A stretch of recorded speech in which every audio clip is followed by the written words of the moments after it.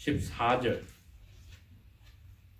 자녀들은 살과 피에 함께 참여하는 자들이 되는 것 같이 그분 자신도 같은 모양으로 참여하는 자가 되심은 자신의 죽으심을 통하여 죽음의 힘을 가진 자인 그 사탄을 멸망시키시며 또 죽음을 두려워하여 일평생 매여서 노예 노릇하는 모든 사람들을 건져내려 하심이니라. 이는 진실로 주님께서 천사들의 본성을 가지지 아니하시고 오직 주님께서 아브라함의 자손들과 같은 본성을 취하셨기 때문이라. 그러므로 주님께서 모든 일에 자기 형제들과 같이 되심이 마땅하니 하나님께 속한 일에서는 긍휼이 많으시고 신실하신 대제사장이 되시어 백성들의 죄들을 위하여 화해를 이루심이라. 이는 주님께서 친히 유혹을 받아서 고난을 당하셨으므로 유혹을 받는 자들을 능히 구조할 수 있으시기 때문이라. 아멘. 신약 성경은 27권의 책을 하나로 묶어서 새로운 말씀의 약속이다, 언약이다 하여서 신약 성경이라고 합니다. 그 중에 이 편지를 쓴 기자가 누구인지 모르는 것이 바로 이 히브리서입니다. 보통 사람들이 말하기를 아마도 사도 바울이 쓰지 않았나 생각을 합니다. 대상은 그 당시에 문명 세계에 흩어져 있던 유대인 그리스도인들입니다. 그래서 히브리서는 다른 26권의 신약 성경과 다르게 구약 성경 인용 기절이 많이 들어있고 이 편지를 읽는 사람들이 구약 성경을 잘 이해한다는 전제를 깔고 있습니다. 오늘 1장에서부터 보면은 히브리 그리스도인들에게 자기들이 사는 세대가 어떠한지를 먼저 밝혀주시며 시작합니다. 히브리 그리스도인들은 그 당시 1세기의 세상의 다른 모든 이방인들과 다르게 경전이 있었습니다. 토요일 날 자기들 회당에 가면은 모세의 5가지 책과 나머지 19권의 책을 가진 구약 경전이 있었습니다. 그것을 통틀어서 히브리서 1장에는 이렇게 표현했습니다. 이 시간 전까지는 너희 조상들에게 하나님이 구약 경전의 선지자들의 입을 통해서 말씀을 하셨는데 이제 너희들이 사는 이 세대는 이 세상 전체의 마지막 세대다. 이때는 하나님이 자기 아들을 사람으로 직접 보내서 너희들에게 이야기하신다. 이렇게 말씀하셨습니다. 그러니 여러분, 저희들이 한자로 말세란 마지막 말자에 색이 세자는 이 세상의 마지막이라는 뜻입니다. 이거는 예수님이 십자가에 돌아가시고 살아나신 그때부터 이 세상 마지막은 시작이 되었습니다. 그러니 히브리서의 기자는 그 유대인들에게 너희들이 이 세상 모든 나라와 다르게 하나님이 선지자들을 통해서 약속한 유대인들의 나라가 전 세계에서 으뜸이 되고 전 세계 이방인들도 마침내 유대인의 신인 야훼를 섬기러 성전으로 몰려드는 그러한 때가 온다 하는 사실을 알지 않느냐. 그런데 그 세대가 이제 시작이 되었다고 유대인 그리스도인들에게 이야기한 겁니다. 그러나 그리스도인으로 개종하지 않은 유대인들은 이 말을 믿지를 못합니다. 왜? 그러한 세대는 당시에 로마 군대를 물리쳐서 예루살렘이 전 세계에서 가장 위대한 나라의 수도가 되어서 모든 문명세계 사람들이 예루살렘에 야훼를 믿으러 와야만 되는 나라로 알고 있는데 예수님은 그렇게 이야기 안 했습니다. 너의 마음속에 하나님의 나라가 시작이 되어서 새로운 세상이 시작된다고 했습니다. 그러니 유대인들이 원하는 겉으로 드러난 슈퍼 강대국이 아니라 영혼이 하나님을 만나서 에덴 동산의 아담과 하와가 죄짓기 전처럼 하나님하고 기쁘게 사는 삶, 그러한 사람들이 모인 나라를 메시아의 나라라고 부른다는 겁니다. 예수님이 제자들에게 이제 그걸 이야기를 하고 예수님이 하늘로 가시고 나서 성령께서 그걸 다시 가르쳐 주니까 이제 히브리서를 쓴 기자도 그 이야기를 합니다. 너희 유대인 그리스도인들아, 너희 나라가 전 세계에서 제일 강대한 나라 되는 그걸 생각하지 말고 하나님의 나라는 이미 이 세상 마지막에 시작이 되었어. 너희들 마음속에 성령께서 하나님의 아들의 영께서 오셔서 시작해서 하나님이 너희들에게 성경을 통해서 아니라 직접 이야기를 했어. 이제 너희들은 예수 그리스도가 하신 말씀만 붙잡으면은 메시아의 나라, 너희 1000몇백 년 동안 기다리던 그 나라로 들어간 거야. 여러분, 그로부터 2000년이 세월이 지났지만 우리는 똑같은 생각을 가지고 있어야 합니다.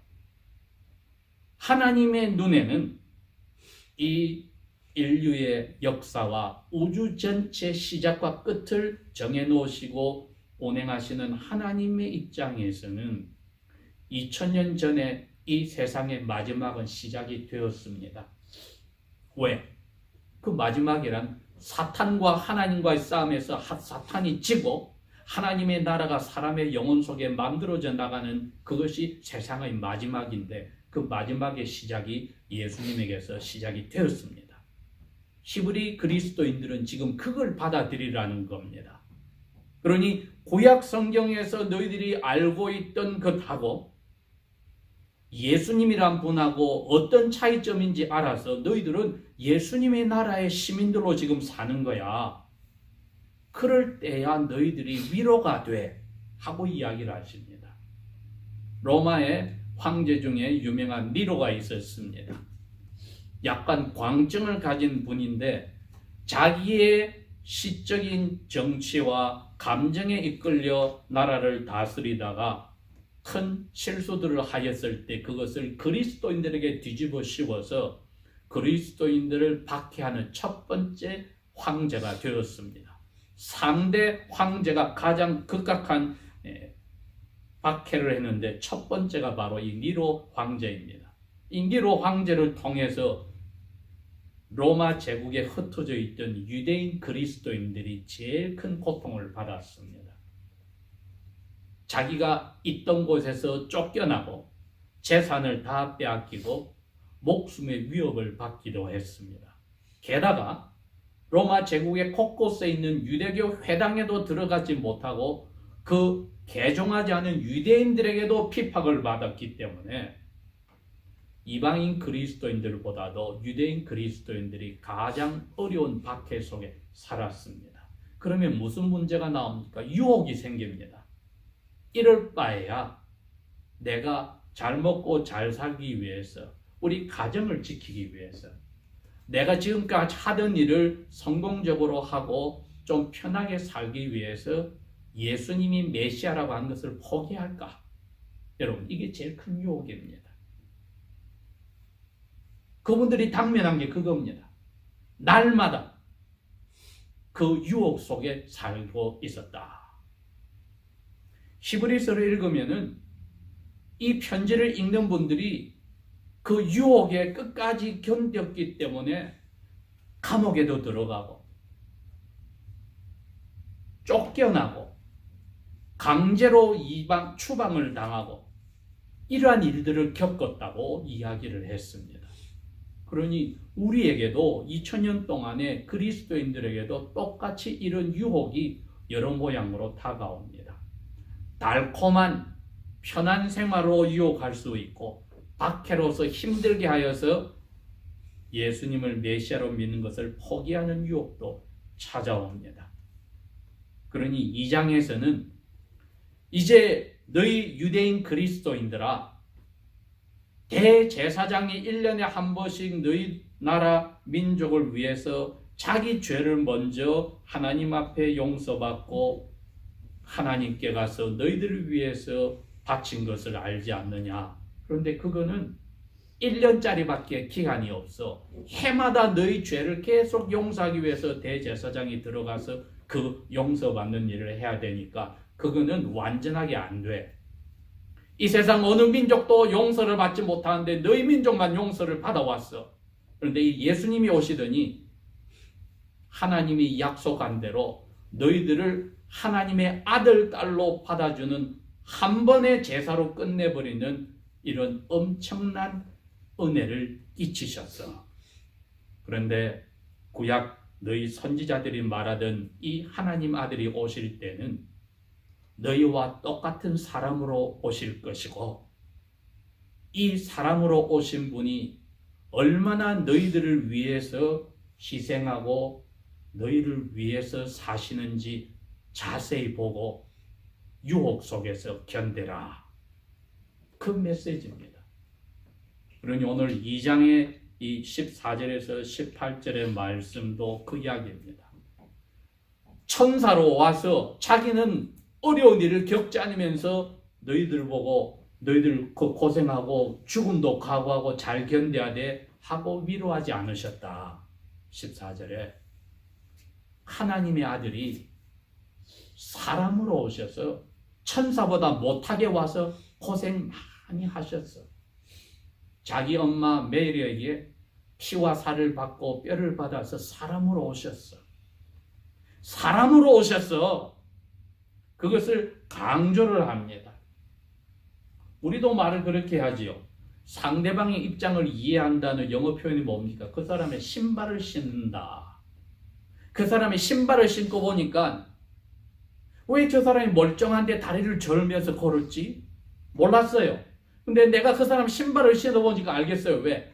신발 밑에 구두 밑창에 뾰족하게 뭐가 돋아 나와 있어서 절뚝거리면서 걸을 수밖에 없었습니다. 예수님이 사람으로 왔기 때문에 천사들이 우리들의 어려움을 이해를 못합니다.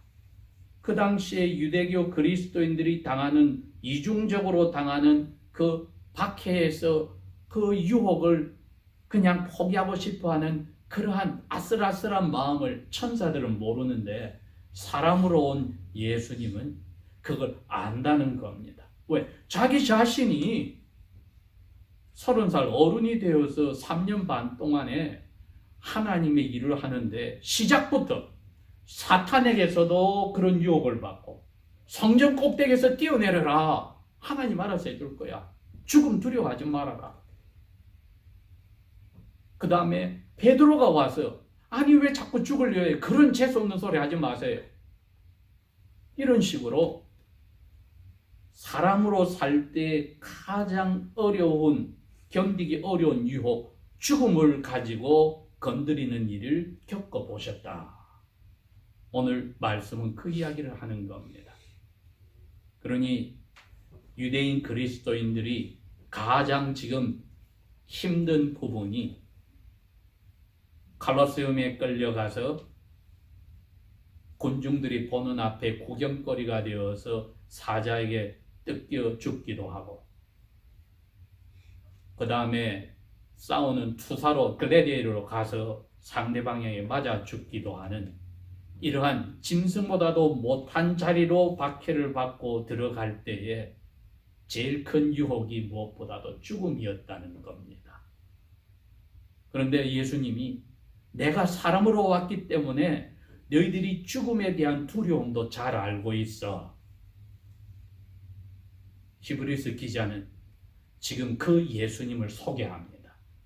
오늘 우리에게 예수님을 소개할 때 특별히 여자분들에게는 얼굴에 주름이 지지 않고 살결이 베비처럼 반들반들하게 하고 건강하게 하고 머리에 새치도 나지 않고 이처럼 자기의 건강을 생각하고 속에도 겉에도 병이 없이 항상 젊기를 원한다는 것도 마지막은 죽음으로 이끄는 여정의 인생을 생각한다면 그 유혹도 종착역은 죽음이란 유혹입니다. 이 마지막을 사탄은 하나님의 허락하에 이 세상 모든 영혼들에게 위협으로 가져옵니다. 죽음이란 것으로.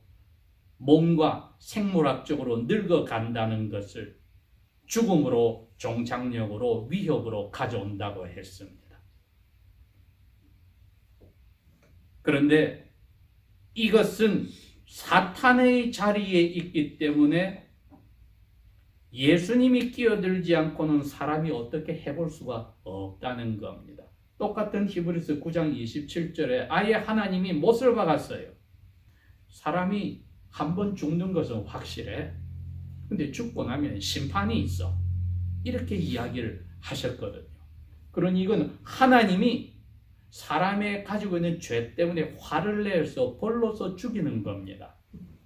그런데 그 도구를 사탄을 써먹기 때문에 마치 사탄이 우리를 죽음으로 위협해서 자기의 뜻에 따르게 하는 유혹으로 다가오는 것입니다. 그러니 우리 그리스도인들이 1세기에 이 편지를 받는 유대교 그리스도인들과 마찬가지로 늙어가는 것과 몸이 속으로 겉으로 늙고 병들어가고 죽음에 다가오는 이 것을 어떻게 유혹으로 알고 극복하는지는 우리도 오늘 말씀을 통해서 받아야 합니다.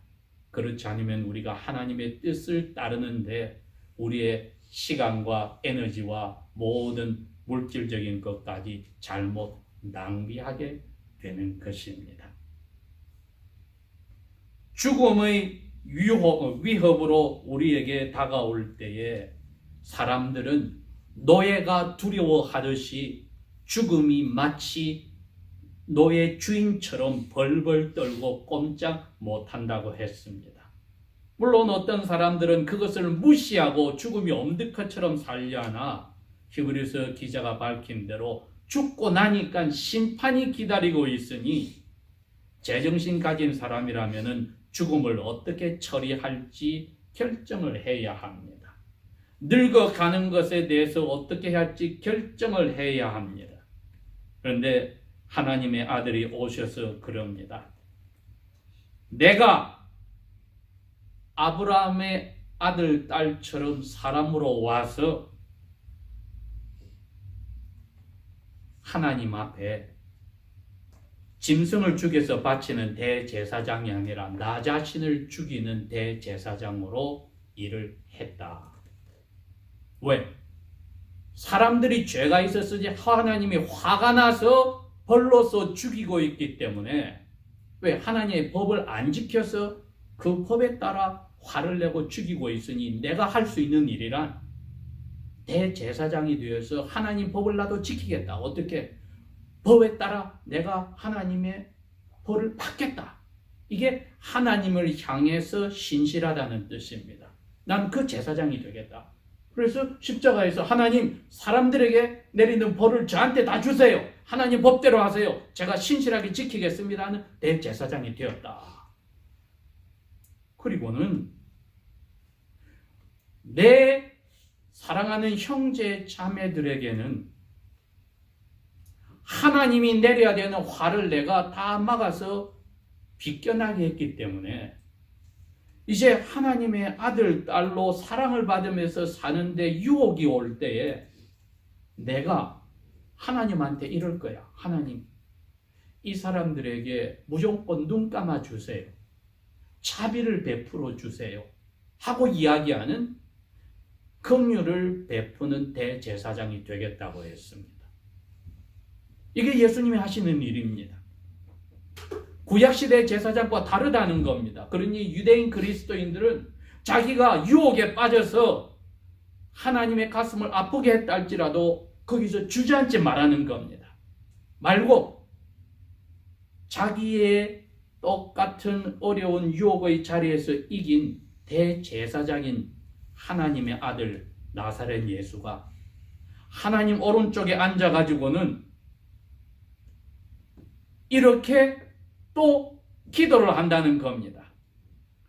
저 사람의 저 죄는 이미 제가 받았으니까 화를 저한테 내시고 저 사람들의 죄는 눈 감아 주셔야 하나님의 법대로 하는 겁니다. 왜? 죄에 대해서 두 번 벌을 못 내리니까 나에게 벌 내리신 것으로 끝내고 저 사람들에게는 화를 내지 않고 불쌍히 보아 주셔야 됩니다 하고 내가 아버지께 기도합니다 는 중보의 기도를 한다는 것입니다. 그렇기 때문에 유혹에 있어 날마다 죽음이나 재산 걱정하고 있는 유대인 그리스도인들에게 이 말씀은 위로가 되었습니다. 내가 혹시 넘어지더라도 예수님께서 아버지 오른쪽에 앉아 계셔서 자기 몸으로 하나님의 화를 풀어내었던 그것을 이제 나를 눈감아 주라고 기도를 해 주시는구나. 오늘 제가 제목을 그래서 이렇게 잡은 겁니다. 예수님께서 아브라함의 자손, 즉 하나님의 자녀들에게 형님이 되었다는 게 무슨 말인가? 그건 우리 입장을 똑같이 가지셨다는 뜻이고 하나님의 화를 우리 대신에 돌리셨다는 뜻이고 세 번째는 우리가 유혹 속에 있을 때 우리에게 긍휼을 베풀어 달라고 우리에게 똑같은 동정의 마음을 가지고 계시는 중보자가 되신다. 이것이 우리가 예수님을 주님으로 부르는 동시에 이분을 우리의 큰형님이요 오빠로 부르는 이유입니다. 왜? 똑같은 하나님 아버지 밑에 사람으로 다 같이 만들어졌기 때문에 우리가 아무리 애완동물이 좋다더라도 그 애완동물을 내 오빠나 언니나 아버지 엄마라 부를 수가 없어요. 그러나 예수님은 똑같이 아브라함의 후손으로 사람의 몸과 뼈와 살과 피를 그대로 가지고 천사보다도 못하게 살아서 고생과 유혹을 다 겪고 이겼기 때문에 우리는 겪고 넘어지더라도 예수님이 하나님 오른쪽에 지금 앉아 계셔서 그럽니다. 제가 저 입장을 너무나 잘 압니다. 그리고 저 넘어진 것도 이미 제가 벌을 받았으니 저 유혹의 어려운 자리에 있는 내 형제, 자매, 동생들을 눈 감아 주십시오. 그렇게 오늘도 예수님이 하늘에서 하고 계십니다. 이것이야말로 히브리서 기자가 우리에게 주는 위로입니다. 이것이야말로 우리가 하나님 앞에 결심하고 살더라도 그래도 유혹을 받아 넘어질 때에 절망하지 않게 우리를 붙들어 주시는 주님의 말씀입니다. 그렇기에 히브리서 7장 24절 25절에도 그 하늘에 계신 예수님은 영원히 우리를 사랑하시고 동정하시는 대제사장으로 계시기 때문에 자기를 믿는 사람들을 자기의 이름으로 기도하러 오는 사람들에게는 완전히 구원을 하시는데 살아서 그들을 위하여서 날마다 이 중보 기도를 하시기 때문이다. 우리의 사정을 아시는 예수님께 무엇이든지 날마다 시시때때로 털어내 놓음은 히브리서 기자가 주시는 이 위로의 말씀이 우리에게도 적용됨을 저희들이 오늘 다시 한번 확인하는 겁니다. 기도하겠습니다. 우리의 날마다의 위험 속에 유혹 속에 시험 속에서도 예수께서 우리를 위하여서 아버지께 간구하시고 지켜주시고 자비를 베풀어 주시라 함을 믿고 감사를 드립니다. 우리의 부족함을 인정하고 능력 없음을 인정하니 성령이여 예수 그리스도의 이름으로 그분을 의지하여 날마다 다시 넘어서도 일어서는 귀한 능력을 허락하여 주십시오. 예수님 이름으로 감사 기도합니다. 아멘.